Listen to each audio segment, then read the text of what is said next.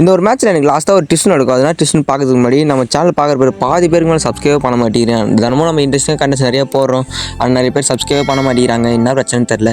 எனக்காக மோட்டிவாக இருக்க ஒரு சப்ஸ்கிரைப் மட்டும் பண்ணிட்டு போயிருங்க. 100 டேஸாக போஸ்டிங் வீடியோஸில் இன்றைக்கி டே 2. சரி வாங்க நான் கண்டென்ட் போய் பார்த்துடலாம் உள்ள. இந்த ஒரு மேட்ச் நம்ம டோபியில் தாங்க ப்ளே பண்ணியிருப்போம். நம்ம ரீஜன் போகலான்னு ஒரு ஐடியாவில் புஷ் பண்ணலாம்னு நினச்சி வந்தோங்க.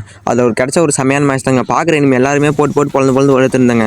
அவன் கண்ணில் ஒரு திமிரு, ஒரு ஆங்காரம் எல்லாமே தெரியும். என் கண்ணில் வந்து ஒரு வீரமாக ஒரு ராஜ பரம்பரையிலேருந்து வந்தவங்க.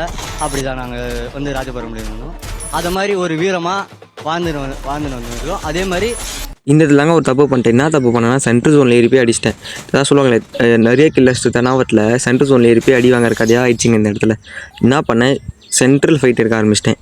எவன் வந்தாலும் பார்த்துக்கலாம், நம்ம தான் இந்த மேட்ச் போய் அடிக்க போகிறோம், வாங்கடா பார்த்துக்கலாம், திரும்பி வந்தாலும் அடிச்சிடலாம் அப்படியும் தெனாவட்டில் இந்த இடத்துல தெரியாமல் ஓப்பனில் மெடிக்கல் போட்டேன். ஜோன் ப்ரெஸ் அந்த குளோபால் மிலிட்ரி எல்லாமே ஒரே நேரத்தில் என்ன போட்டானுங்க. மேட்ச்லேயே என்ன போட்டானுங்க.